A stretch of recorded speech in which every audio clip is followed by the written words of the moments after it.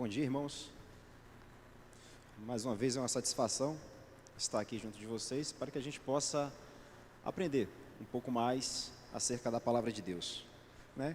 Então, como eu gosto sempre de fazer, né, indicar sempre uma boa leitura, como eu fiz da outra vez, eu quero indicar um livro para os irmãos, né, Os Atributos de Deus, A. W. Pink.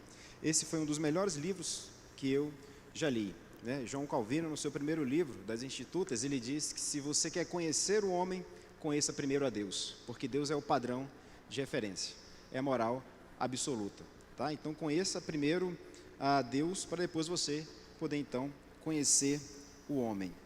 E como nós estamos falando sobre como interpretar a realidade que nos cerca, de olhar para esse mundo e entender que tudo está sob o controle de Deus, que tudo está sob o comando de Deus, obviamente nós estamos falando de uma cosmovisão, tá?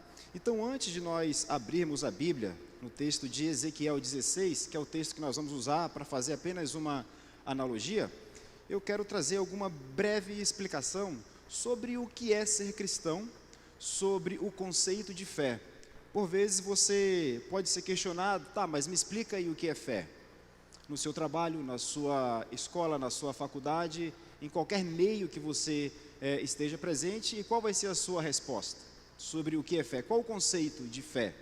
Tá? Eu vou pedir que os irmãos abram a Bíblia lá em 1 Pedro 3, 15 e 16, antes de nós entrarmos no nosso assunto separado nesta manhã.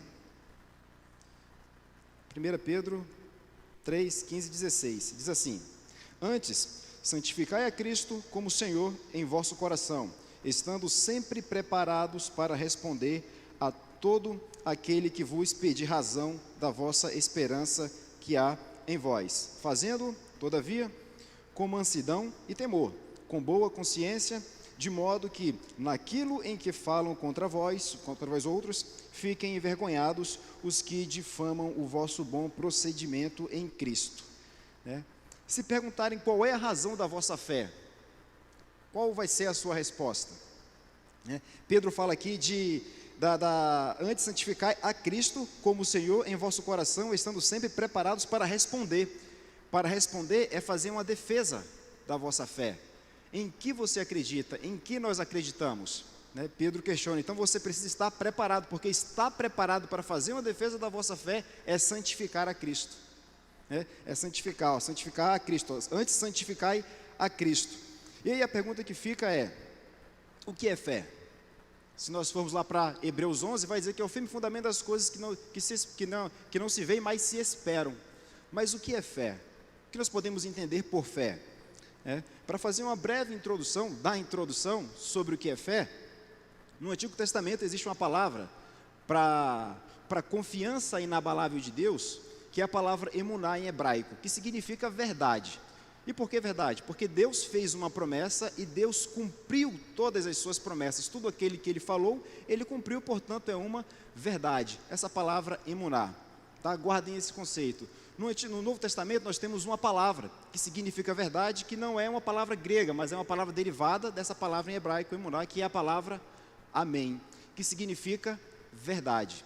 E João, lá em Apocalipse, ele vai chamar Jesus de a verdade. A verdade. Então, quando o profeta diz, assim diz o Senhor, imediatamente vem a palavra de Deus para o homem que é verdade. E quando Jesus fala amém, amém, ele está falando verdade, verdade, eu sou Deus falando. Se lá no Antigo Testamento é uma confiança inabalável na promessa que Deus fez, no Novo Testamento nós temos essa promessa cumprida. Então, quando Pedro questiona qual é a razão da vossa fé, você consegue defender, você consegue entender tudo isso que Deus fez, a promessa que Ele fez, a promessa que Ele cumpriu ao longo do tempo, e a promessa que no Antigo Testamento era uma promessa, agora ela está em carne no Novo Testamento. Você consegue fazer essa defesa da vossa fé? Então, fé é entender tudo o que Deus fez ao longo da história por nós na pessoa de Cristo Jesus. Entender quem nós éramos, quem nós nos tornamos e fazer essa defesa. E veja que isso é tão importante nós entendermos essa realidade, porque é com essa realidade que nós vamos, é com essa visão cristã que nós vamos interpretar a realidade. No Antigo Testamento, lá em Deuteronômio 6, na lei de Moisés diz, amai o Senhor teu Deus de toda a tua alma, de toda a tua força e de todo o teu coração. Quando Jesus no Antigo Testamento fala isso, ele acrescenta uma outra palavra, de todo o teu entendimento, né?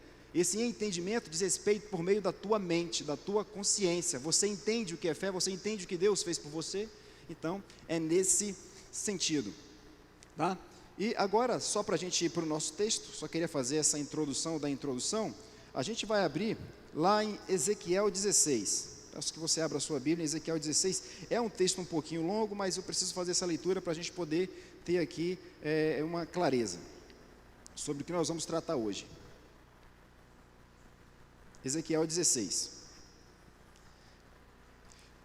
Diz assim: veio a minha palavra do Senhor dizendo: filho do homem, faze conhecer Jerusalém e suas abominações, e dize: assim diz o Senhor a Jerusalém: a tua origem e o teu nascimento procedem da terra dos cananeus. Teu pai era amorreu, a tua mãe é Heteia. Quanto ao teu nascimento, no dia em que nasceste, não foi cortado o umbigo, nem foste lavada com água para te limpar, nem esfrega com sal, nem envolta em faixas. Não se apiedou de ti olho algum para te fazer alguma destas coisas. Compadecido de ti, antes fostes lançada em pleno campo no dia em que nasceste, porque tiveram nojo de ti. Passando eu por ti, te vi-te, revolveste no teu sangue, e te disse: ainda que estais no teu sangue, vive sim, ainda que estais no teu sangue, vive. Eu te fiz multiplicar com o renovo do campo, cresceste e te engrandeceste e chegaste a grande formosura. Formaram-se os teus seios e te cresceram os cabelos. No entanto, estava nua e descoberta. Passando eu por junto de ti, vi-te, e eis que o teu tempo era tempo de amores. Estendi sobre ti as abas do meu manto e descobri a tua nudez. Dei-te juramento e entrei em aliança contigo, diz o Senhor Deus, e passaste a ser minha. Então te lavei com água e te enxuguei do teu sangue e te ungi com óleo. Também te vesti de roupas bordas e te calcei com couro da melhor qualidade e te cingi de linho fino e te cobri de seda. Também te adornei com enfeites e te pus braceletes nas mãos e colar à roda do teu pescoço. Coloquei-te um pendante no nariz, arrecadas nas orelhas e linda coroa na cabeça. Assim fostes ordenada de ouro e prata. O teu vestido era de linho fino, de seda e de bordados, nutristes de flor, de farinha, de mel, de azeite. Eras formosa em extremo e chegastes a ser rainha. Ocorreu a tua fama entre as nações por causa da tua formosura, pois era perfeita por causa da minha glória que eu pusera em ti, diz o Senhor Deus. Essa primeira parte, esses 14 primeiros versículos de Ezequiel 16, eu quero fazer uma comparação com o que nós vimos na nossa primeira aula sobre a criação, quando Deus deu a estrutura e a direção, né? Então, esse texto simboliza uma mulher, uma criança que foi abandonada pelos pais, foi jogada, né, simbolizando o povo de Deus, e que um homem passa e junta essa criança, simbolizando Deus, e cuida dela.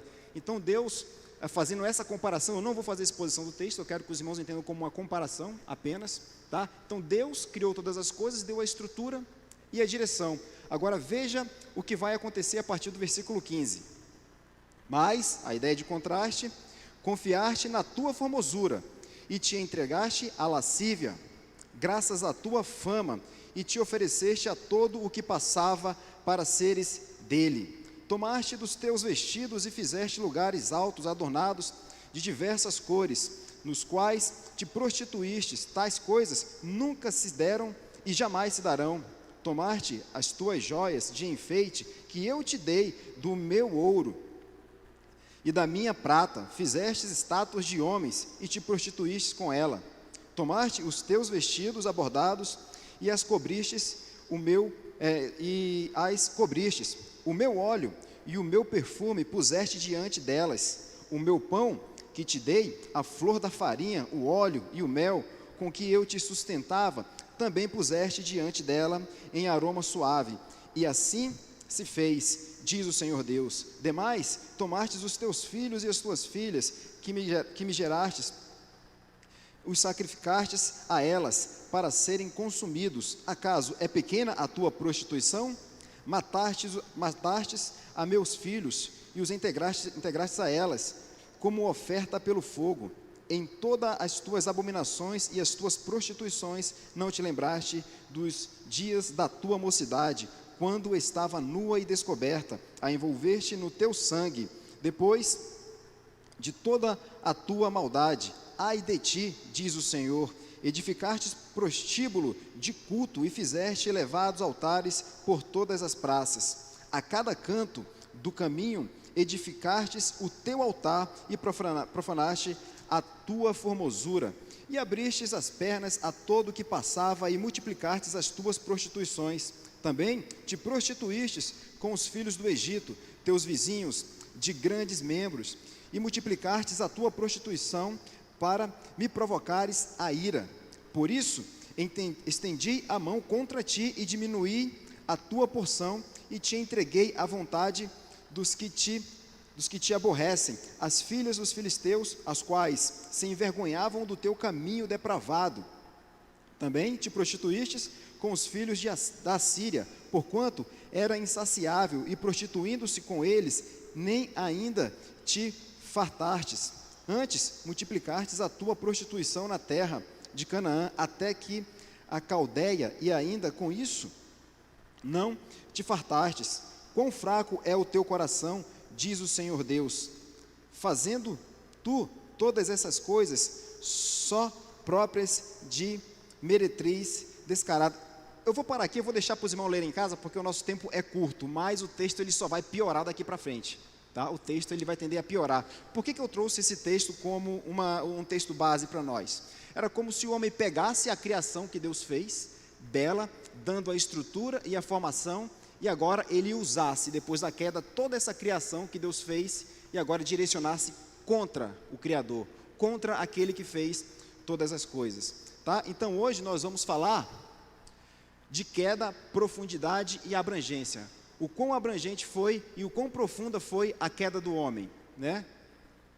E nós, só para fazer uma breve introdução do que nós vimos na aula anterior, nós falamos de estrutura e criação, em que nós temos lá a função criacional, nós chamamos de função criacional, uma fórmula em que Deus diz, olha, e disse Deus, e depois que ele diz, ele cria o elemento, né? E disse Deus, função criacional, haja luz, e houve luz, ou seja, Deus chama pelo nome aquele elemento da criação antes mesmo de ele ser criado, ou seja, Deus estabeleceu como esse elemento iria funcionar antes mesmo que ele viesse a existir, né? Nós chamamos de função criacional, e depois nós vimos, assim se fez, esse elemento funcionando como Deus planejou, tá? E viu Deus que era muito bom, ou seja, funcionando conforme a estrutura que Deus deu, conforme a direção que Deus deu, né?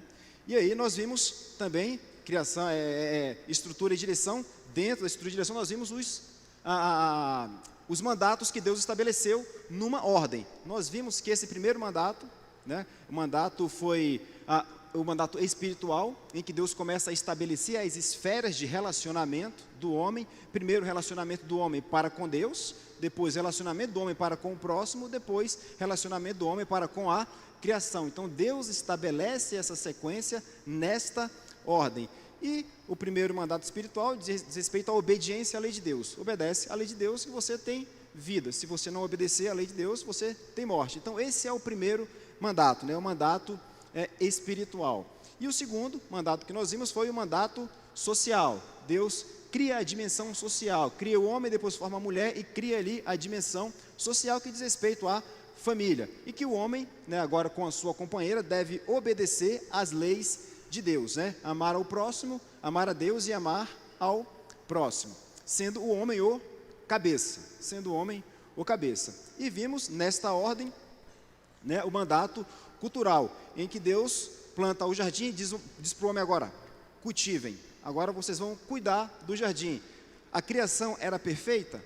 Não, não era perfeita, porque quando nós falamos de perfeição, nós estamos falando de um princípio de imutabilidade, aquilo que não pode aumentar, nem diminuir, nem aumentar. Quem é perfeito? Deus. Então Deus criou todas as coisas estabeleceu a estrutura, estabeleceu a direção, disse para Adão e Eva: agora vocês vão desenvolver as potencialidades da criação, né? Se nós olharmos para tempos atrás, acerca da tecnologia, o que era antes e o que é hoje, isso é desenvolver as potencialidades da criação. Então, Deus disse a Adão e Eva: agora vocês vão desenvolver essas potencialidades fazendo uso das leis que eu estabeleci, né? Então, desenvolvam aí as potencialidades da criação. Nós vimos também que Deus encheu um homem, lá em Êxodo 31, do Espírito Santo para esse homem produzir arte, né? Nós temos uma mania, um costume de separar, não, o que é sagrado é o que nós fazemos aqui dentro da igreja. O que acontece lá fora não tem nada a ver conosco. Será que não tem? Será que Deus só está aqui dentro e não está lá fora? Então, às vezes, nós temos essa percepção, essa perspectiva, olhamos para a realidade dessa forma, que eu entendo ser uma forma equivocada, porque Deus criou todas as coisas. Deus foi quem estabeleceu como tudo iria funcionar. Se eu sou cristão aqui dentro, eu sou cristão lá fora também, né? Então, isso nós vimos que é chamado de realismo teontológico criacional, ou seja, é uma realidade estabelecida pelo ser de Deus na criação. Foi Deus quem estabeleceu como tudo iria funcionar, e depois Deus disse: tudo era muito bom, né? E disse Deus, assim se fez, e viu Deus que tudo era muito bom. Então, nós vamos entrar, né, no nosso tema de hoje, né, na queda propriamente dita, e eu vou pedir que você abra sua Bíblia lá em Gênesis, capítulo 3.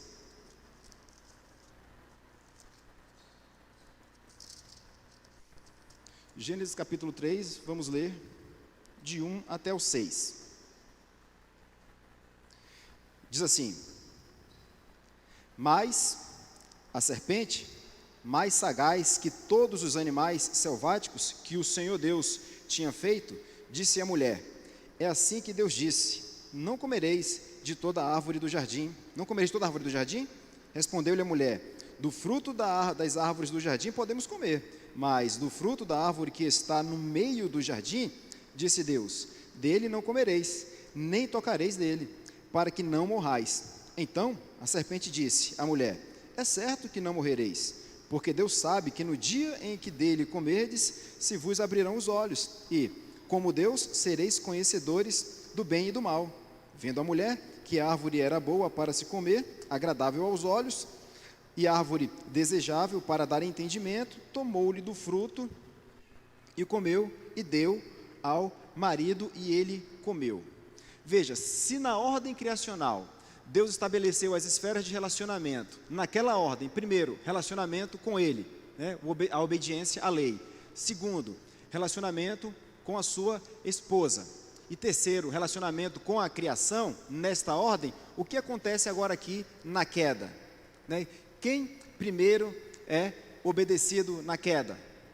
A serpente, né? A serpente, né, simbolizando Satanás, ela é ouvida, ou seja, o homem não obedeceu a primeira esfera de relacionamento, que era o relacionamento dele com Deus. Ele desobedeceu a Deus. Desobedecer a Deus é desobedecer às leis de Deus. Então, o homem, ele inverte a ordem dos mandatos. Quem foi ouvido primeiro? Satanás. E se o homem, ele era o cabeça da relação, quem foi que ele ouviu? A mulher, que era auxiliadora. Ou seja, ele não agiu como cabeça. Ouviu Satanás, a criação, o homem e a mulher ouviram Satanás, não obedeceram a Deus. E no segundo mandato, que era o homem para ser o cabeça, quem foi a cabeça? A mulher. Os papéis se inverteram. E acerca do mandato cultural agora, que era para cultivar o jardim, a terra se tornou maldita. Ou seja, se havia uma ordem que Deus estabeleceu nas esferas de relacionamento, agora na queda essa ordem ela é invertida. E por conta dessa inversão, o castigo vem não só sobre o homem, não somente sobre Adão, mas também sobre a criação. Ou seja, a maldição que recaiu, não recaiu somente sobre Adão, mas a todos aqueles que Adão representava. A todos aqueles que Adão representava. Então nós temos essas esferas de relacionamento com a ordem invertida, tá? A ordem é invertida. Vamos ver lá em Gênesis 3,17. Diz assim: e Adão disse: visto que atendestes a voz da tua mulher, ou seja, inverteu, né, e comestes da árvore que eu te ordenara não comesses, maldita é a terra por tua causa. Em fadiga obterás dela o sustento durante os dias da tua vida. Ou seja, quem foi o único que não foi ouvido ali? Foi Deus. Foi Deus. Deus não foi ouvido. Isso trouxe, como eu disse, consequências não somente a Adão e a Eva, mas como toda a criação. Vamos ver lá em Romanos 8. Romanos 8, 20 e 22.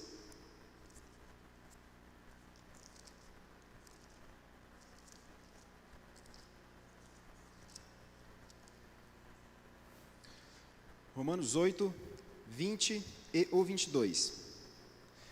Pois a criação está sujeita à vaidade, não voluntariamente, mas por causa daquele que a sujeitou. O 22. Porque sabemos que toda a criação, a um só tempo, geme e suporta angústias até agora. Ou seja, quem também está sofrendo com a queda? A criação, não somente a Deus, não somente Adão. Adão não representava somente a ele e a sua esposa Eva, mas representava toda a criação. E toda a descendência de Adão, assim como toda a criação, passou a sofrer consequências da queda. A própria criação geme. E olha o que Moisés vai dizer lá em Gênesis 9, 2.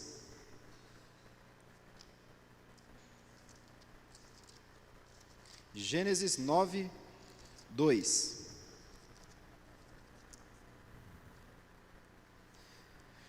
Pavor e medo de vós virão sobre todos os animais da terra e sobre todas as aves dos céus, tudo o que se move sobre a terra e todos os peixes do mar, nas vossas mãos serão entregues.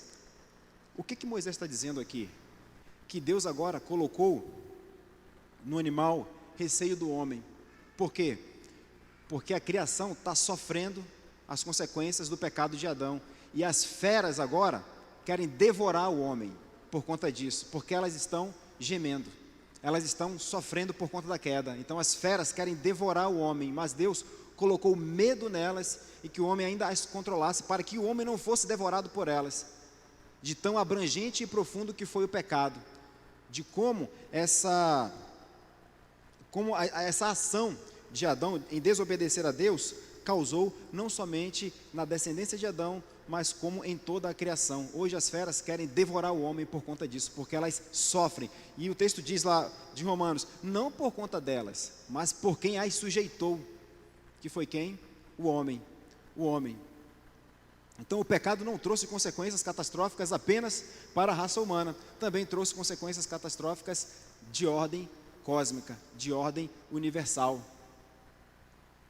E qual foi a extensão?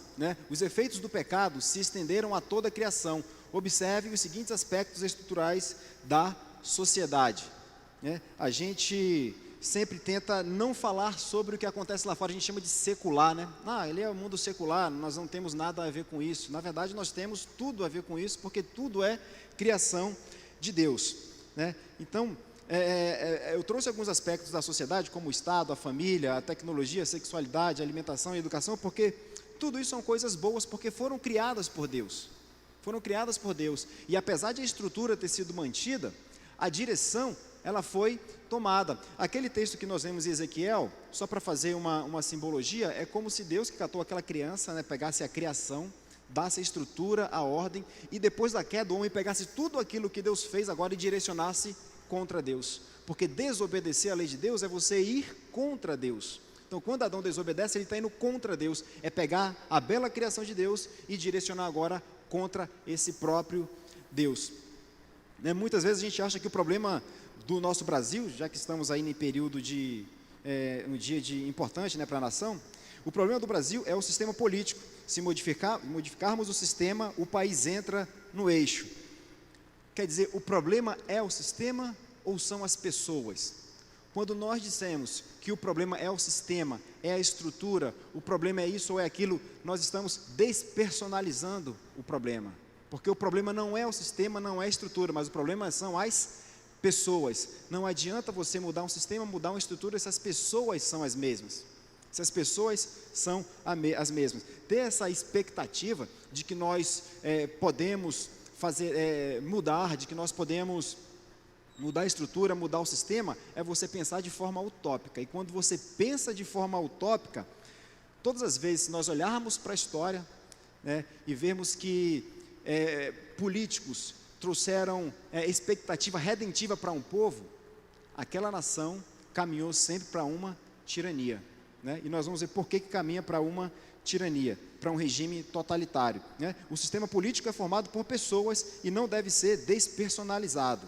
Por detrás de pessoas há uma guerra espiritual.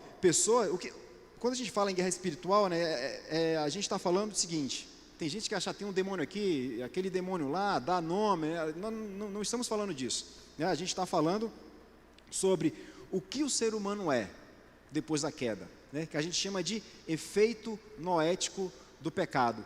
O que é o efeito noético do pecado? É o efeito que o pecado causou na mente do homem, né? Noético vem de nous, de mente, né? Qual foi o efeito? Lembra que Deus criou todas as coisas e o homem agora pega tudo isso e direciona contra Deus, né? Esse é o efeito noético. Então, quando nós entendemos que ao cair nós adquirimos um vírus, isso significa que onde nós formos, esse vírus vai nos acompanhar, que a gente pode chamar esse vírus de mundanismo, tá? Mundanismo, ou seja, não é o sistema, não é a estrutura, mas sou eu estou com esse vírus do pecado, onde eu for, esse vírus me acompanha, e se é um vírus, ele é infeccioso, ele vai infectar outras pessoas, né? Então o vírus do mundanismo, né? A gente vê muito nos filmes ali o lado bonzinho, né, e o lado mal, filme, desenho, mas na realidade, na nossa vida, nós somos o bom e nós somos o mal, né? Nós somos o mal. Então o pecado ele foi devastador na vida do homem e de toda a criação. E aqui eu trouxe alguns exemplos para a gente entender que o homem não tem nenhum tipo de poder redentivo. Se nós pararmos para pensar, lá em Babel, eles queriam tornar o nome deles grande, construir uma grande cidade, fazer o nome deles grande. Os assírios, a mesma coisa, né? Conquistar cidade, avançar, império. Os babilônicos, a mesma coisa. Os persas, a mesma coisa. O Império Helênico de Alexandre o Grande, a mesma coisa, né? Vou conquistar a cidade, né? E o Império Romano também, a mesma coisa. Ou seja, construir cidade é sinônimo de grandeza, de poder, de controle, de domínio, né? Aí a pergunta que eu faço aqui agora para vocês é: quem é que constrói o novo céu e a nova terra? É Jesus Cristo, não é Jesus Cristo? Então toda vez que o homem tenta trazer para ele esse poder, ele está querendo se colocar no lugar de Deus, né? E sereis como Deus, não foi isso que a serpente disse? E sereis como Deus. Então o homem ele não tem poder redentivo nenhum. Quando ele se coloca nessa condição, ele está querendo ser como Deus, e isso vai descambar para governos tiranos. Assim aconteceu na Rússia, na Revolução Russa em 1917, assim aconteceu na China, assim aconteceu na Alemanha nazista, assim aconteceu na Itália de Mussolini. Toda vez que um homem se apresentou como redentor, trazendo solução para todos os problemas, ele vai descambar para um regime tirânico, o que vai trazer caos, miséria e fome para a sociedade, porque esse papel não é do homem. Então o pecado se alastrou em todas as camadas da sociedade, todas. Ele foi abrangente e ele foi profundo, né? Vejamos agora o casamento, né? O divórcio é cada vez mais comum. As pessoas as pessoas não querem mais se casar, fazem apenas união estável para facilitar a separação. Pior, apenas passam a morar juntos sem qualquer compromisso legal ou religioso. Ou seja, a instituição casamento ela não tem mais o valor que deveria ser dado a essa instituição. Não querem mais saber isso. O casamento não precisa mais ser entre homem e mulher. O casamento pode ser a união entre duas pessoas que supostamente se amam, né? Não é isso que diz a sociedade. Isso é o grau de abrangência e de profundidade do pecado. A família pode ser qualquer coisa, não é mais a mulher, o homem, seus filhos. Não, a família pode ser qualquer coisa. A família pode ser qualquer coisa. Os pais negligenciam os filhos em favor de sua carreira, a ideologia de gênero pervertendo a estrutura da família, a prostituição aceita como profissão comum, natural, as relações sexuais promíscuas, né? Então, o casamento ele está sob ataque. Ele está sob ataque, e muitas vezes, todos esses eventos acontecendo, mas por que isso? Às vezes a gente não consegue entender, ou alguém não consegue entender, alguém sem o conhecimento das Escrituras vai vai achar que não sabe ou não entende, mas a Bíblia deixa muito claro onde está a origem de todas essas mazelas, de todos esses problemas, né? Então o casamento ele está em ataque, o casamento ele está sob ataque, sobre esse pós-modernismo em que ele estabelece que não existe verdade. A verdade é aquilo que cada um pensa. Se o que cada um pensa é verdade, ela deve ser respeitada e ponto final. Mas nós, na condição de cristãos, entendemos que existe verdade absoluta, que existe valores morais, que foi Deus quem os estabeleceu. Então nós temos aqui também, nas atividades culturais, né, o que antes era para ser desenvolvido para fins de glorificar a Deus, ganhou outra direção, como por exemplo música. Nós vemos belas harmonias, faz parte da criação. Nós vemos belas vozes cantando, né, produzindo, né, algo muito bonito, mas e as letras? Promíscuas, letras sensuais, letras fazendo apologia à droga, letras fazendo apologia à idolatria, né? A música foi Deus que criou? Foi Deus que criou. A música, a harmonia, a melodia, são coisas belas, mas o vírus do mundanismo que está no homem, que a produz, pega tudo aquilo e consegue direcionar contra Deus. A mesma coisa nos filmes, nós não vemos nada diferente nos filmes, também não vemos nada diferente nas peças teatrais, né? Tudo isso é cultura, isso é bom, as potencialidades da criação sendo desenvolvida, mas o vírus do mundanismo que está no homem faz com que isso seja direcionado contra Deus.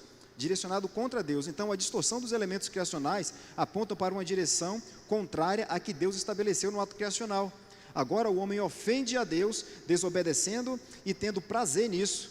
O assassinato, o adultério, o roubo, a blasfêmia e tantos outros vícios é fruto do que o homem é e não do que ele faz.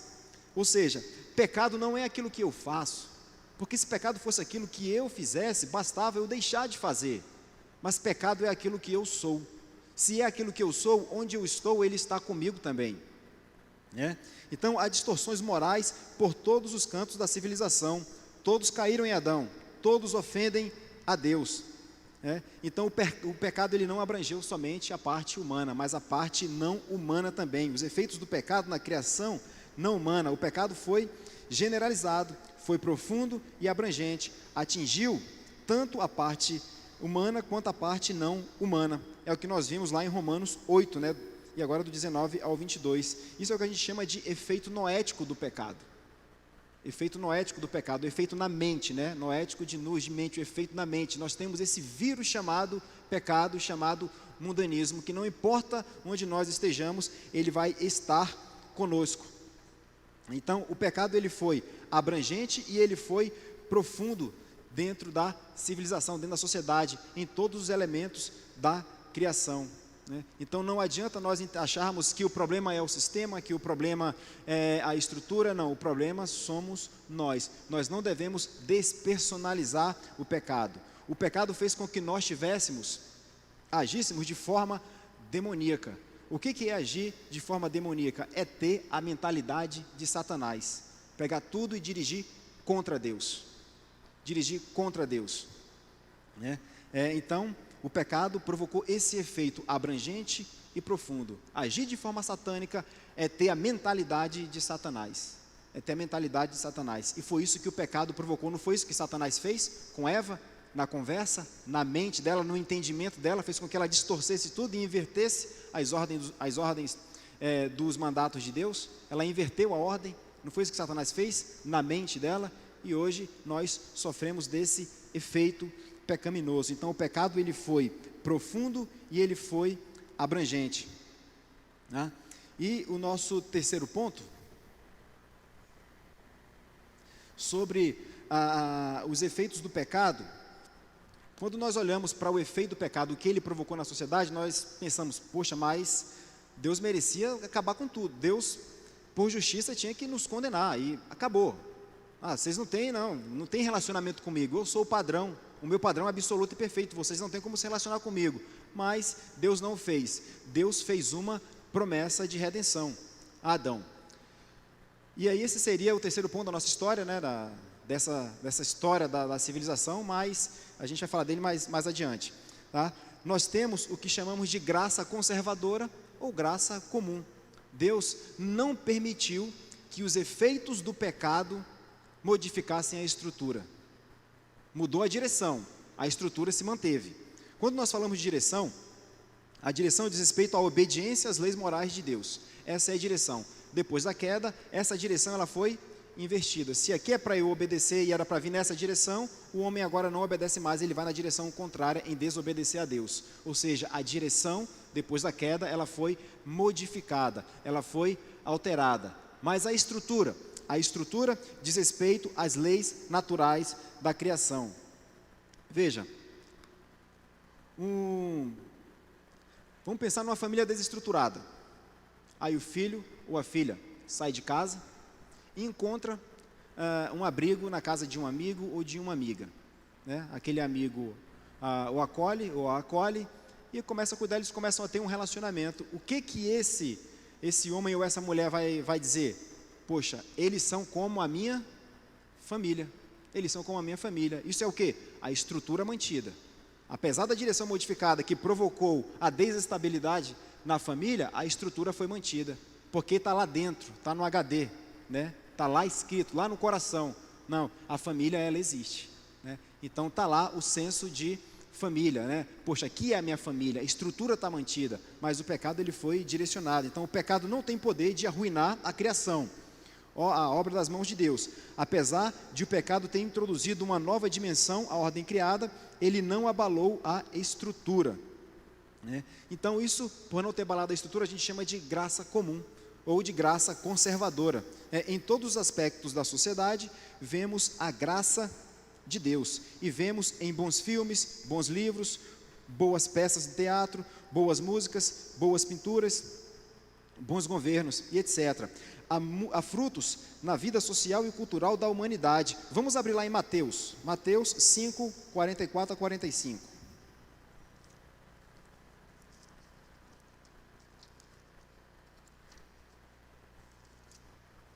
Mateus 5, 44, 45. Diz assim: Eu, porém, vos digo, amai os vossos inimigos e orai pelos que vos perseguem, para que vos torneis filhos do vosso Pai Celeste, porque Ele faz nascer o sol sobre maus e bons, e vir chuva sobre justos e injustos. Ou seja, graça comum de Deus, Ele faz o sol nascer para bons e maus. E aqui quando a gente fala bom e mal, não é que existe homem bom, não. Quando fala bom, diz respeito a aquele que foi alcançado pela graça de Deus, aquele que foi regenerado.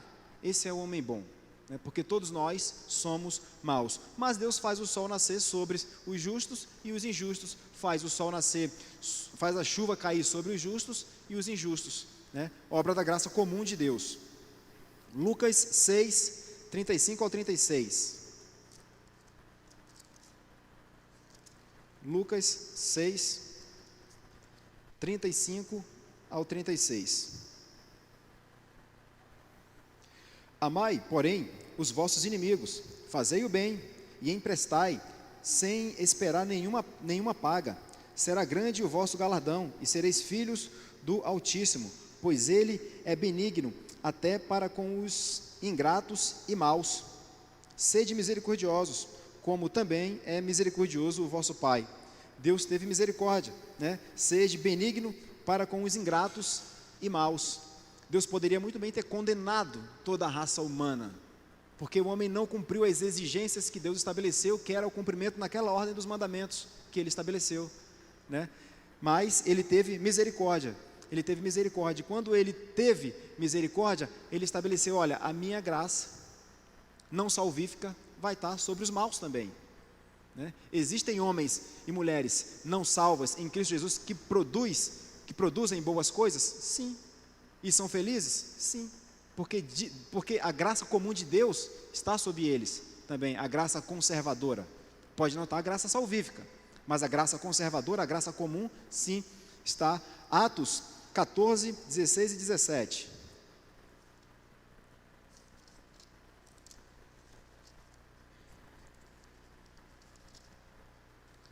Atos 14, 16 e 17.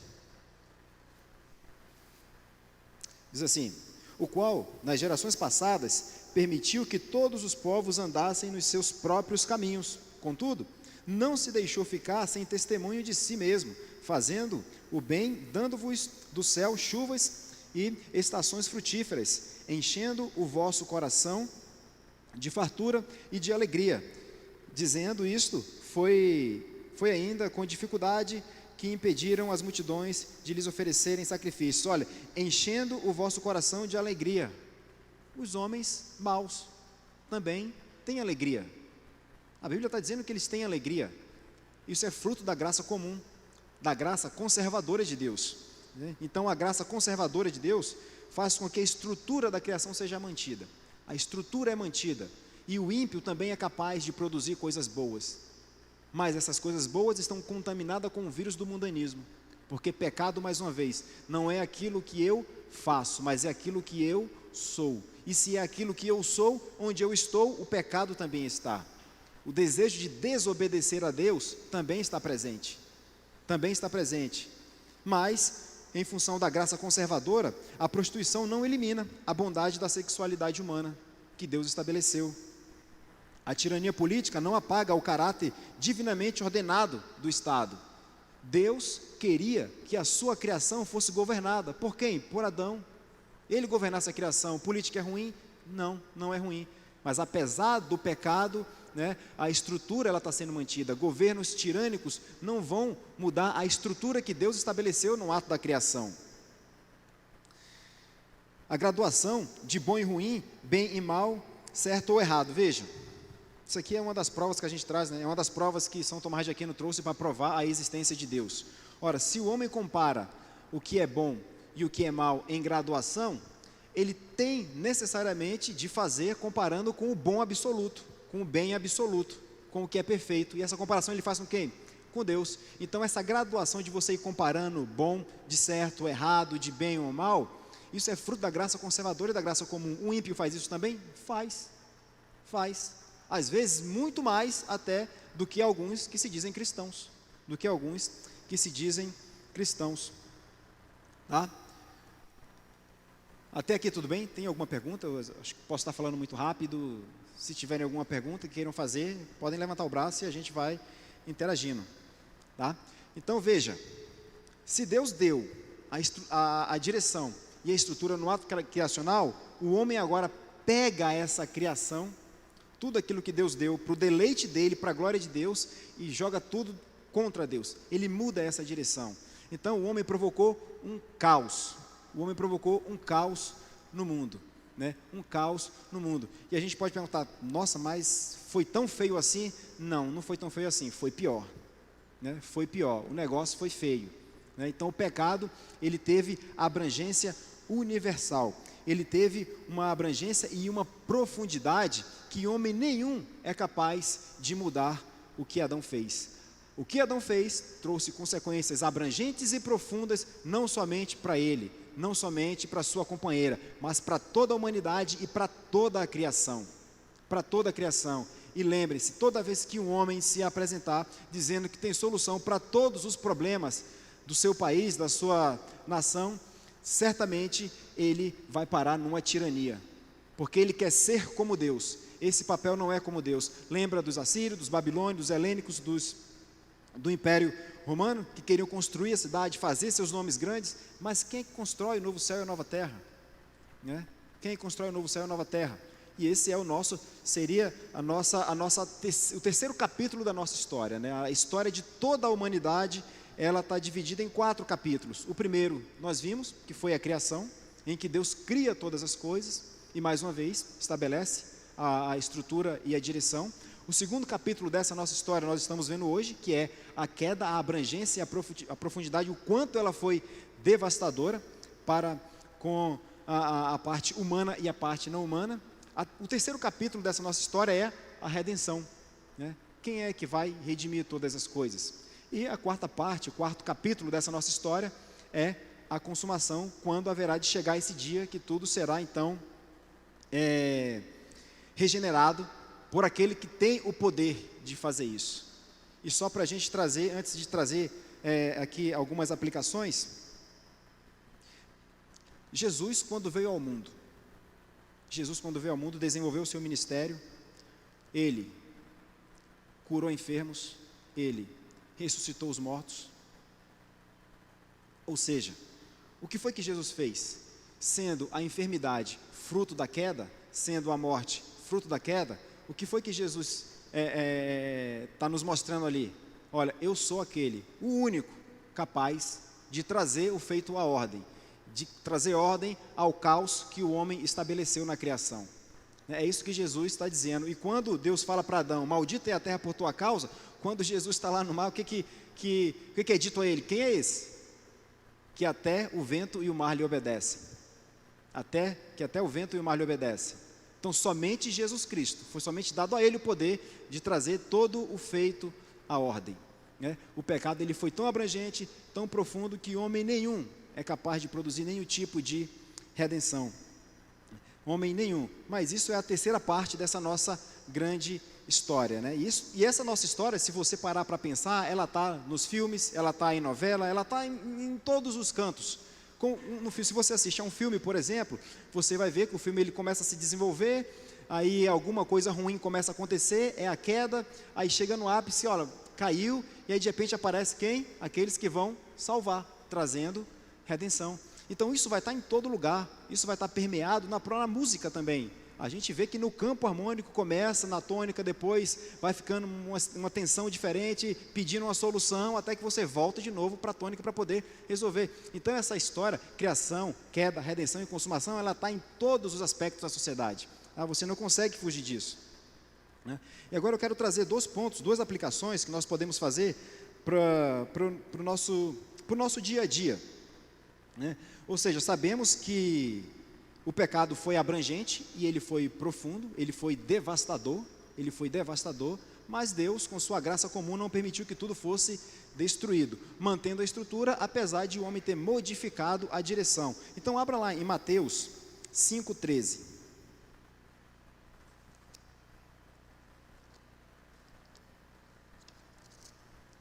Mateus 5,13.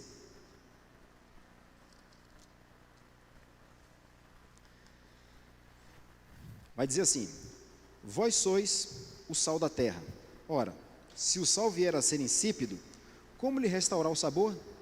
Para nada mais presta, senão para lançá-lo fora, ser pisado pelos homens. Então o que Jesus está dizendo? Jesus está dizendo que nós devemos ser o sal da terra. Essa palavra sal, a ideia que ela traz aqui dentro desse contexto, ela é um símbolo de tempero moral. É um símbolo de tempero moral. Para que serve o sal? Por que você salga uma carne? Para ela não apodrecer. Não apenas para dar sabor, mas para ela não apodrecer. Ou seja, ser o sal da terra é nós entendermos que nós temos a obrigação, nós temos a missão de não deixar apodrecer aquilo que tem tendência a apodrecer. Que por conta da queda, todo o mundo está numa degeneração. E quando Jesus Cristo veio e nos reconciliou com o Pai por meio da sua obra, ele disse: olha, vocês são o sal da terra, vocês não vão permitir que isso se degenere moralmente. E nós estamos falando de valores morais. Quando nós falamos de valores morais, nós estamos falando da lei moral de Deus, dos 10 mandamentos. É sobre isso que nós estamos falando. Então quando Jesus fala, vocês são o sal da terra, vocês são os responsáveis para não deixar apodrecer aquilo que tem tendência a apodrecer por conta do pecado que foi profundo e abrangente em toda a raça humana. É isso que Jesus está ensinando. Então, o que eu quero trazer com isso? Que você não pense como um revolucionário, mas pense como um reformista. O que isso significa? Quando nós pensamos como um revolucionário, nós pensamos em destruir tudo e começar do zero.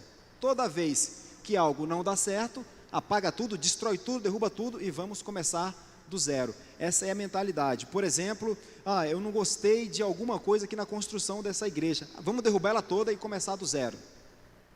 Você está querendo ser um redentor, trazer o feito à perfeição, trazer a criação à perfeição. Isso não é obrigação sua, você não vai conseguir fazer isso. Então como é que você pensa? Pensa como um reformista. Eu não gostei da cor daquela parede, então eu vou reformar aquela parede. as coisas, você ser o sal da terra é você pensar que você não vai modificar, mas você vai trazer um tempero moral, você vai fazer com que aquilo que tem tendência a apodrecer, não apodreça, não apodreça. Então você tem que funcionar como um reformista e não como um revolucionário, querer destruir tudo, querer acabar com tudo e começar do zero, porque você nunca vai conseguir, nunca vai conseguir. Quando você pensa como um revolucionário, você está pensando como se fosse Deus, trazendo todo o feito da ordem. Nem Jesus Cristo, veja só, abra a Bíblia lá em Colossenses 1:20. Colossenses 1:20.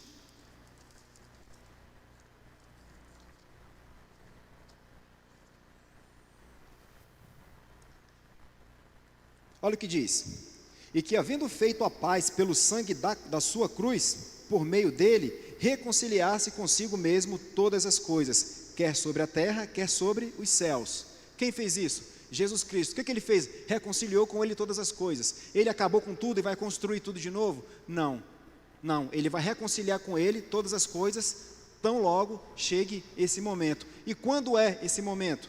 Abra lá em Hebreus 2:8.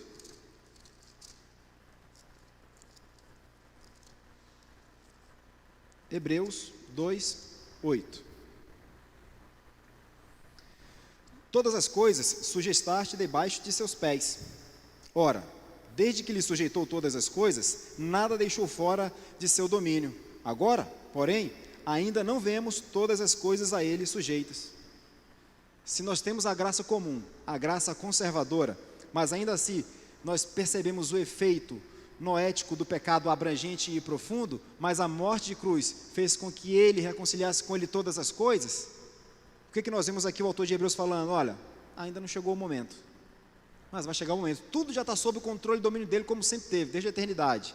Mas vai chegar o momento em que todas as coisas vão estar sujeitas a ele, para que ele possa então restaurá-la. Então não vai ser uma destruição e vai começar do zero. Então não pense como um revolucionário, pense como um reformista, pense como você sendo sal no seu trabalho, na sua faculdade, onde quer que você esteja. Sal no sentido de moral, tempero moral, tá? Então não foi dado a você o papel de redentor, essa função é de Cristo. Mais uma vez, toda vez que os homens pensam que são redentores, eles querem ser como Deus, e querendo ser como Deus, eles vão descambar para uma tirania. É o que a gente diz o seguinte: os meios, eles sempre vão importar, né? Tem uma frase que diz, olha, os meios justificam o fim, né?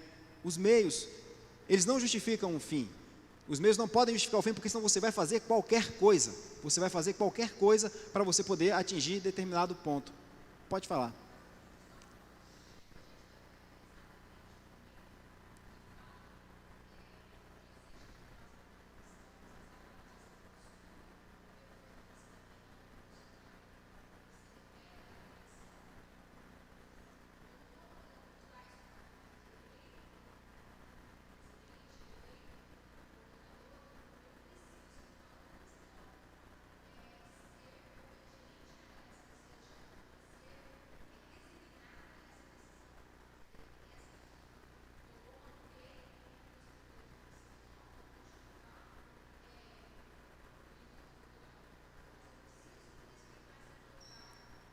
Isso. Pedro vai dizer o seguinte: ao homem, Pedro vai dar o mesmo conselho que Paulo dá, que nós estamos sujeitos às autoridades. Mas ele vai dizer assim: ao homem compete obedecer às leis de Deus. Se as leis dos homens, elas confrontam a lei de Deus, nós, na condição de cristãos, não temos a obrigação de obedecer. Por exemplo, se for aprovada uma lei a favor do aborto, é lei, eu estou sujeito à autoridade. Não, você está sujeito às leis morais de Deus, não sujeito às leis da autoridade. Lembra o efeito noético do pecado, ele vai estar em toda a civilização, tá? Nós, dado esse contexto de política, a gente precisa sempre não defender pessoas, nós precisamos olhar para a Bíblia, é a nossa bússola, é o nosso caminho, e nós precisamos defender alguns valores bíblicos. O cristão, ele não está alheio à política, ele não pode estar alheio à política, porque política é algo bom, faz parte da criação, mas como ele tem que olhar? Com uma cosmovisão cristã, Aí você quer fazer as suas escolhas em função de uma pessoa? Não, não é em função de pessoa, é em função de valores. Eu sempre gosto de trazer 3 valores que são muito importantes para que nós entendamos. Existem direitos que foram dados por Deus, pelo Criador, que ninguém pode tirar de você, que a gente chama de direito inalienável, o direito à vida. O direito à vida, foi Deus quem nos deu a vida. O direito à liberdade, Deus plantou uma árvore no jardim e disse: pô, você é livre para comer qualquer coisa, menos aquela ali, né? A liberdade. E o direito à propriedade privada, quando Deus fala nos 10 mandamentos, não furtarás, pressupõe a existência de propriedade privada, né? Então você tem que defender valores, tá? Defender valores. Então, para a gente poder finalizar, e eu vou abrir para os irmãos, para que possam aí fazer pergunta ou comentários, nós não devemos pensar como revolucionários, nós somos o tempero moral da sociedade. Apesar de a sociedade ter caído em desgraça por conta do pecado, de ele ter sido profundo, de ele ter sido abrangente, Deus ainda em sua infinita misericórdia nos deu a sua graça comum, nos deu a sua graça salvífica também, tá? São esses 2 pontos, mas eu quero falar aqui da graça comum ou graça conservadora, tá? E nós, como salvos em Cristo Jesus, devemos ser sal, e sal diz respeito a tempero moral, não deixar aquilo que tem tendência a apodrecer. Amém? Amém? E aí eu abro para os irmãos, se quiserem fazer algum comentário, alguma pergunta, a gente está à disposição. Se não, a gente pode falar.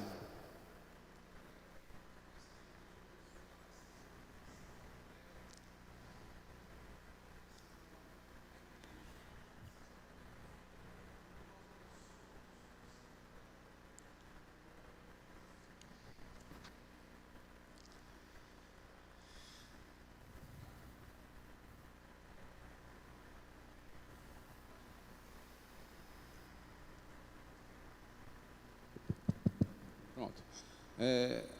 Eu entendo assim, o mandamento de ser sal da terra é um mandamento dado à igreja. Então, nós não somos sal da terra individualmente fora da igreja, porque nós precisamos da comunhão dos santos.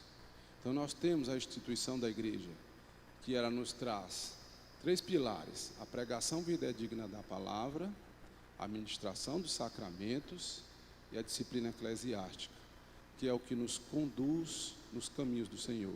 A gente sempre tende ao pecado, sempre. Se a gente estiver fora da igreja, fora desses 3 pilares, a gente falando em, não, eu posso comungar sozinho em casa, não preciso de igreja, coisas desse tipo assim, não é possível. Porque se você se afasta da igreja, você se afasta de Deus, se afasta do corpo de Cristo, e a tua tendência vai ser quanto mais pecar. Então assim, você acaba não sendo mais o sal da terra, se você não comunga ou não caminha junto com a igreja, porque você não vai conseguir sozinho.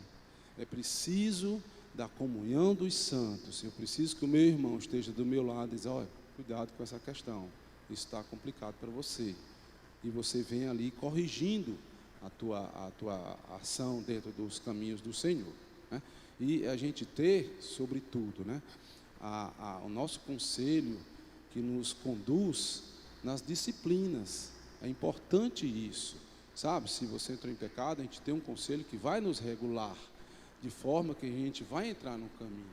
Se a gente tenta viver fora da igreja, nós não vamos conseguir ser sal da terra, se não tivermos disciplina eclesiástica, pregação fidedigna da palavra e a ministração dos sacramentos, junto com nossos irmãos na caminhada cristã. O que o irmão está dizendo é que a ovelha fora do rebanho está susceptível ao ataque do lobo, né? Então nós temos que estar junto com o corpo de Cristo. Se você está junto do corpo, se você está fora do corpo, você tem menos chance de ser sal e está mais susceptível ao ataque do lobo. Se você está no corpo, é uma verdade, sim, é uma verdade. Se você está junto com o corpo, você está fortalecido junto com o rebanho, suportando um ao outro. Acho que foi isso que o irmão quis dizer, né? Amém. Mais alguma coisa? Se não tiver, nós vamos orar, agradecendo a Deus por esse momento, e que por meio do Santo Espírito dele nós possamos então sermos sal da terra e a luz do mundo. Amém? Senhor nosso Deus e nosso Pai, nós somos gratos a Ti, Senhor, por tudo que Tu tens feito, pela Tua bondade, por tua graça comum sobre todos, por tua graça salvífica. Nós somos gratos a Ti pelo nosso Senhor e Salvador Jesus Cristo, pelo qual nós fomos reconciliados contigo, Pai. Mesmo após os efeitos do pecado, que foi devastador, que foi profundo, que foi abrangente em toda a criação, tanto humana quanto não humana, Tu ainda assim teve misericórdia de nossas vidas, Pai. E nós somos gratos a Ti por isso, Deus. Te peço que por meio do Teu Santo Espírito, o Senhor possa tocar em cada coração aqui presente, a quem nos assiste, e que nós possamos entender, Deus, entender que como sal, nós precisamos ser Teu embaixador onde quer que nós estejamos, seja no trabalho, seja nas universidades, seja em qualquer lugar, Pai. Não, eu te peço que o Senhor abençoe cada um que está aqui presente, que o Senhor possa estender essa bênção aos familiares e que nós possamos logo mais à noite estarmos reunidos como igreja para ceiar junto contigo, Deus. Então nós te agradecemos por esse momento e muito felizes ficamos porque sabemos que Tu estás no controle de todas as coisas e não há nada que esteja fora do Teu controle. É no nome do nosso Senhor e Salvador Jesus Cristo que mais uma vez nós te agradecemos. Amém.